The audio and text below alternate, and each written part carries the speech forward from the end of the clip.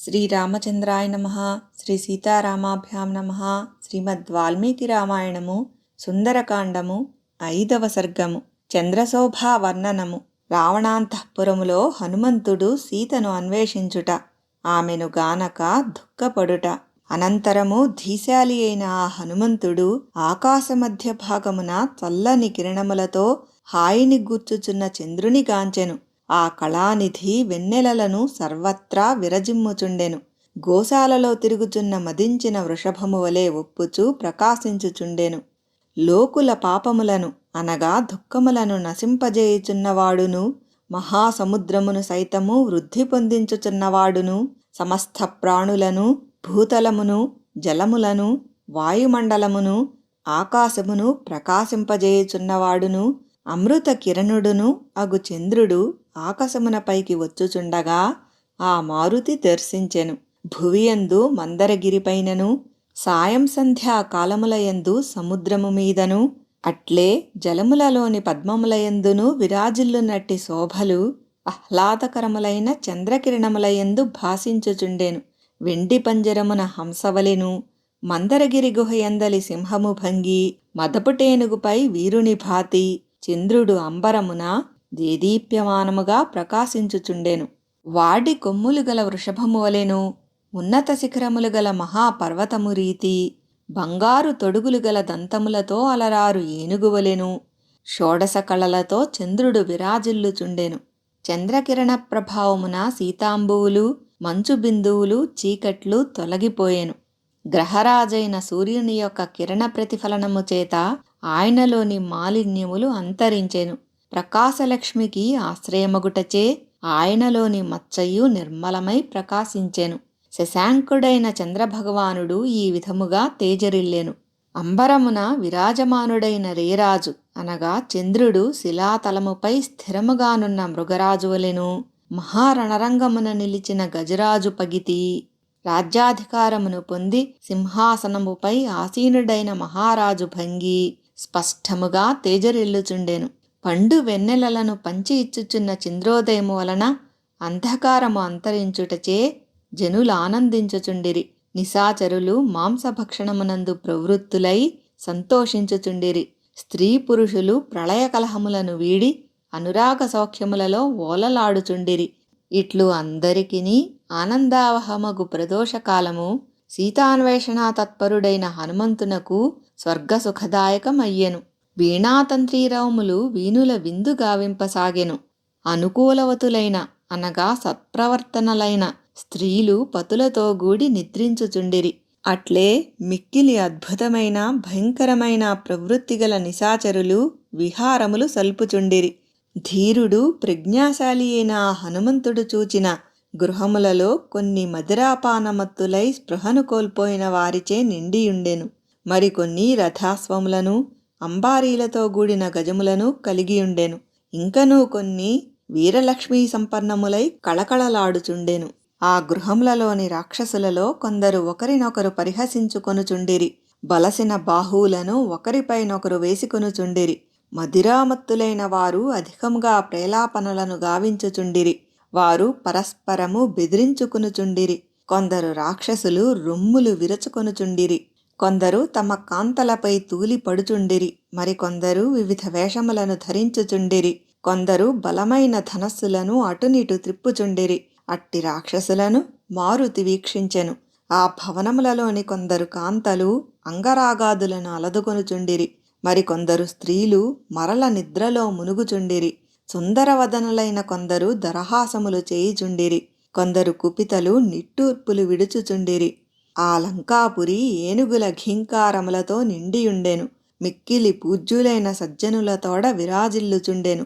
ఇంకనూ ఆ పురి నిట్టూర్పులు విడుచుచున్న వీరులతో గూడినదై బుసలు కొట్టుచున్న సర్పములతో నిండిన ఒక మడుగువలే ఒప్పుచుండెను. ఆ నగరమునందలి రాక్షసులలో బుద్ధిశాలురును అనగా వివిధ విద్యలలో ఆరితేరిన వారు, చక్కగా వ్యవహరించువారును, ఆస్తికులును, వివిధములగు స్వభావములు గలవారును, చక్కని పేర్లు గలవారును గలరు. అట్టి ప్రముఖ రాక్షసులను మారుతి గాంచెను. ఆ బుద్ధిశాలురు మిక్కిలి అందమైన వారు, సద్గుణ సంపన్నులు. తమ స్వభావములకనుగుణముగా ప్రవర్తించుచూ వాసికెక్కినవారు. అట్టి వారిని చూచి ఆ కపివరుడు ఆనందించెను. ఇంకనూ అతడు వికృతాకారములు గలవారిని, తదనుగుణముగా ప్రవర్తించువారిని కూడా కొందరిని చూచెను. అనంతరము మారుతి శ్రేష్ఠ పురుషులకు తగిన సతులను, పతులయందు ప్రేమానురాగములు గలవారిని, అనుగుణమైన మంచి ప్రవర్తనలు గల శీలవతులను జూచెను.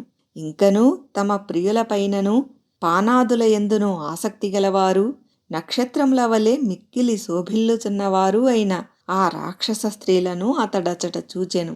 చక్కని చుక్కలైన కొందరు స్త్రీలు అర్ధరాత్రమున తమ కాంతుల కౌగిళ్లలో చిక్కి సిగ్గుదొంతరలలో మునిగి ఆనందపరవశులై యుండిరి. వారు పుష్పములచే కప్పబడిన పక్షుల వలె ఒప్పుచుండిరి. అట్టి స్త్రీలను ఆ కపివరుడు గాంచెను. ధర్మపరాయణలైన కొందరు కులసతులు కామవికారములకు లోనైన వారై హర్మ్యతలములయందు తమ ప్రియుల ఒడులలో చేరి వారిని ఆనందింపజేయుచుండిరి. తాము సుఖానుభూతిని పొందుచుండిరి. అట్టి వారిని ధీశాలి అయిన హనుమంతుడు చూచెను. అచటి స్త్రీలలో కొందరు మేలిముసుగులు లేనివారై బంగారు తీగల వలె మెరిసిపోవుచుండిరి. కొందరు రమణీమణులు తప్తకాంచన కాంతులతో విరాజిల్లుచుండిరి. మరికొందరు చంద్రుని వలె తెల్లని కాంతులతో ప్రకాశించుచుండిరి. కొందరు సుందరాంగులు ప్రియ విరహతాపములకు లోనైయుండిరి. అట్టి లతాంగులను ఆ మారుతిగాంచెను. అనంతరము మనస్సులకు ఆహ్లాదమును గూర్చుచున్న ప్రియులను పొంది మిక్కిలి ఆనందమును అనుభవించుచున్న సుందరీమణులను కపివరుడు చూచెను. ఇంకనూ మిక్కిలి మనోహరముగానున్న స్త్రీలు తమ తమ గృహములయందు ఆనందముగా నుండుటను వీక్షించెను. చంద్రకాంతులను విరజిమ్మునట్టి అచటి స్త్రీల ముఖములను, వంకరగానున్న కనురెప్పలు గల వారి నేత్రములను, విద్యున్మాలల వలె మనోహరముగానున్న వారి ఆభరణ పంక్తులను అతడు చూచెను. కాని మిక్కిలి సౌందర్యవతియు ధర్మ మార్గమును అనుసరించు రాజవంశమునందు ఆవిర్భవించినదియు, వికసించిన లతవలే రూప సౌభాగ్యము గలదియు, అయోనిజయు కోమలాంగియు అయిన సీతాదేవిని మాత్రము అతడు చూడలేదు. అవిచ్ఛిన్నమైన ధర్మ మార్గమునందు ప్రవర్తించునట్టిదియు, రాముని ఎడబాటు కారణముగా దుఃఖితయై ఆయన దర్శనమునకై ఎదురుతెన్నులు చూచుచున్నదియు, శ్రీరాముని యొక్క పవిత్రమైన మనస్సునందు స్థిరముగా నిలిచియున్నట్టిదియు, నారీరత్నములలో అత్యుత్తమురాలును అయిన సీతాదేవిని మాత్రము అతడు దర్శింపలేదు. శ్రీరాముని విరహముచే పరితపించుచున్నదియు, కన్నీరు మున్నీరుగా విలపించుచు గద్గద కంఠముతో ఒప్పుచున్నదియు, లోగడ మేలైన బంగారు కంఠాభరణములను ధరించుచున్నట్టిదియు, అందమైన కనురెప్పలు గలదియు, మధురమైన కంఠస్వరము గలదియు, వనమునందు చక్కగా నాట్యము చేయు మయూరి వలె విలసిల్లునదియు అయిన సీతాదేవి మాత్రము కనబడలేదు. అస్పష్టమైన ఆకారము గల చంద్రరేఖవలెను, ధూళిధూసరితి అయిన బంగారు రేఖవలెను, గాయము మానినను గుర్తుగా మిగిలిన బాణరేఖవలెను, గాలితాకిడికి చెల్లా చెదురైన మేఘ శకలము వలెను కురిసించి ఉన్న జానకీదేవి మాత్రము అచట ఆ పావనికి కనిపింపలేదు. వాక్చతురులలో శ్రేష్ఠుడును నరేంద్రుడును అయిన శ్రీరాముని యొక్క ధర్మపత్నియగు సీతాదేవిని ఎంతగా వెదకినను ఆమె కనబడకపోవుటచే కపిప్రవరుడు దుఃఖాక్రాంతుడై క్షణకాలము పాటు అజ్ఞునివలే దిక్కుతోచనివాడాయెను. వాల్మీకి మహర్షి విరచితమై ఆదికావ్యమైన శ్రీమద్ రామాయణమునందలి సుందరకాండమునందు ఇది 5వ సర్గము.